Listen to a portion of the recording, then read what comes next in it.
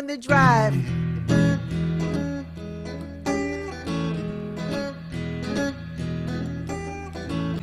See, you'll be doing that before long, and then you can speed it up. And those are the kinds of rhythms that you have to play when you're playing in church, when you're playing for choirs, when you're playing for quartet groups and gospel music. That's what we do.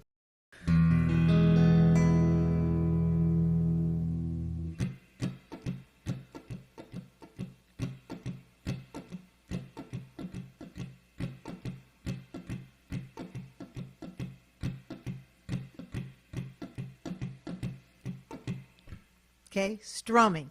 That's what we're talking about today. Strumming is one of the most overlooked skills of the guitarist, yet is of the utmost importance to your success. Without a consistent and an accurate strumming pattern, you're likely not going to reach the level of success that you're pursuing. If you get the strum right, and if you get the patterns and the consistency, you're going to find yourself making a big difference in the way that you're playing. So today I'm going to show you 3 strum patterns that you must know in order to get started with a consistent and an accurate strumming pattern. Okay? Once you get these down, you're well on your way to attaining the goals that you're setting for yourself as a guitarist. All right? Before I get started, let me tell you something about my strumming, me learning to strum. All right? Growing up in a quartet environment. My daddy was a quartet singer, and he taught us all quartet singing and music, right? When we got to the what we call the gospel part of the song, meaning the drive of the song. Yeah, that's the part where the guitar just repeats, the song just repeats the same vamp over and over and over and over again, right? Usually back then it was in the key of E. This song started to repeat and you just started to play.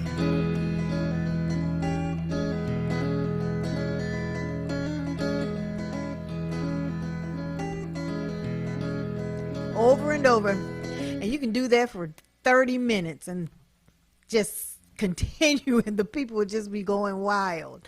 And what is happening, it's not so much the E chord that was causing all the uproar, but what was happening is the strum. It was the right hand that was causing all of the connection with your audience. See, when that right hand is strumming and it's on beat and it's on time, then you're connecting with your bass guitar, you're connecting with your drum, and then it's going to cause kind of a magnetic effect, and it's going to draw the people into you just because of this hand, this right hand.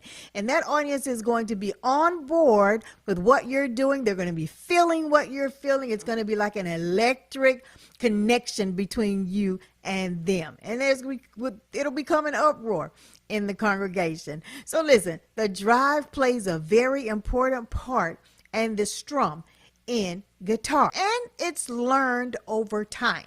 Okay, don't be alarmed if you can't do it all right now. That's okay. Everything is a learning process, and we all start small before we can get to the large. All right, so just know, in time, you're going to get there, right? You're going to get there. Stick with me. I'm going to help you get there. So today, we're going to look at 3 patterns, beginner patterns, that you can practice. You can change them up. You can integrate them in songs that you hear once you start to playing them. And you can even create your own using the up-down stroke, right? Down, up, down, up, down, up, down. Okay, that's the stroke we're going to be practicing today. All right, now we're going to start with the simple 1, 2, 3, 4. Everybody can count to 4, right? Simple 1, 2, 3, 4. All right, let's clap it first before we play it. Let's clap it. 1, 2, 3, 4. Right, that's how we're gonna stroke today. All right, here we go. Watch my hand now. Although we're only going to actually play 1, 2, 3, 4, we're going to be going down and up strokes, okay?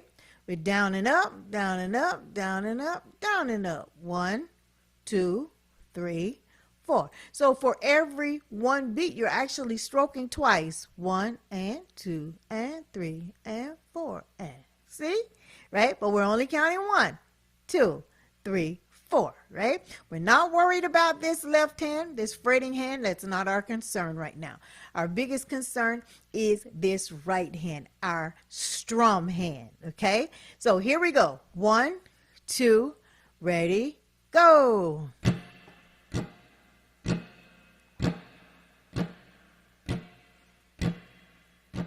You see? Now, let's talk about the wrist. You don't want to be stiff like you're a robot when you're doing this, okay? There's not going to be a... No, we're not robots. We're humans, okay? And see how flexibly that hand is moving? That's how your hands got to move. You got to be flexible. You got to move it, okay? Just think a bug just got on your hand. Think of it as a bug just landed on your hand and you're trying to get him off. You see how you're doing that? You're not doing this to get the bug off, right? So no, don't choke your pick and don't tighten up your wrist. Everything has to flow freely in order for you to play. And holding your guitar, let this arm balance your guitar, right? Let it balance close to you and put it on your leg, put it on your thigh, close to you, close to your person, so that you don't have to worry about it falling all over the place. All of that is important, right? Because that's going to interrupt your flow if you don't have things stable when you begin, okay? So let's try it again. The 1, 2, 3, 4. Just muting your left hand.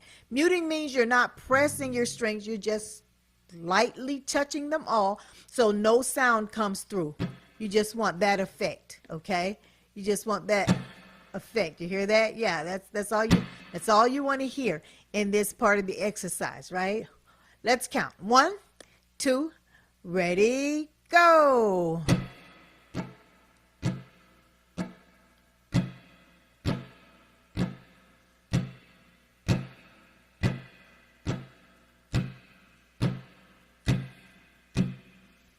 Okay? 1, 2, 3, 4. Now, let's count that upbeat as well. Remember, we said we're counting 1 and 2 and 3 and 4. When we're moving our wrist, that's how we're moving our wrist.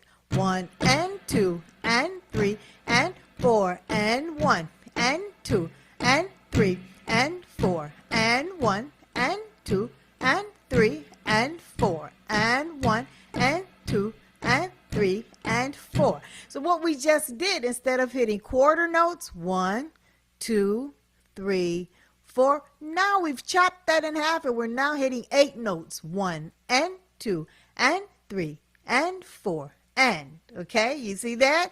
And that changed the rhythm a bit, even just in the stroke, okay? Now, let's do something that's even a little bit more jazzy. Let's skip some of those and then play some of those, okay? Some of those down and up beats, all right? Listen to this pattern. 1, 2, and 4, and 1, 2, and 4, and. Notice we skipped hitting 3. We're not going to hit 3, and that's going to change and make it a little bit jazzier, okay? Give it a little bit of groove, all right?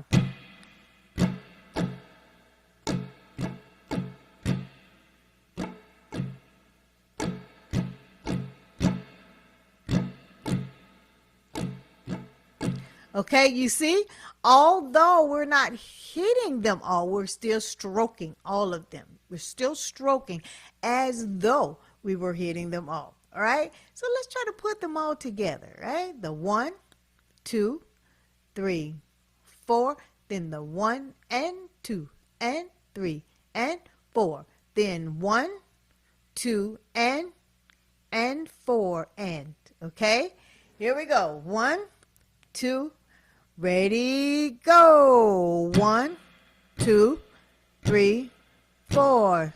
1, 2, 3, 4. Switch it. 1 and 2 and 3 and 4 and 1 and 2 and 3 and 4 and 1, 2 and 4 and 1, 2 and 4 and. Okay, you see that? Now, you can use those patterns. You can change the tempo, make them faster.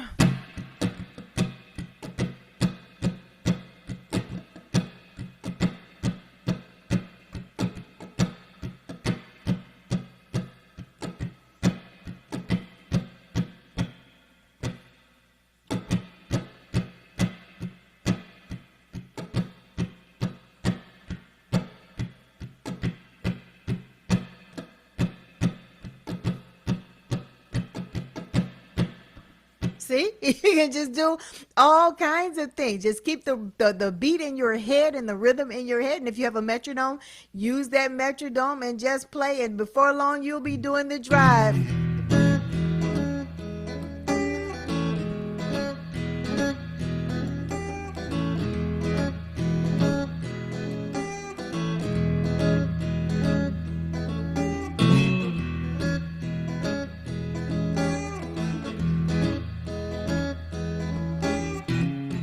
See, you'll be doing that before long, and then you can speed it up. And those are the kinds of rhythms that you have to play when you're playing in church, when you're playing for choirs, when you're playing for quartet groups and gospel music. That's what we do, okay? Listen, I hope this helps you, and I hope that you will get to your destined journey place. Have a great day, and thanks for watching. See you in my next video. God bless.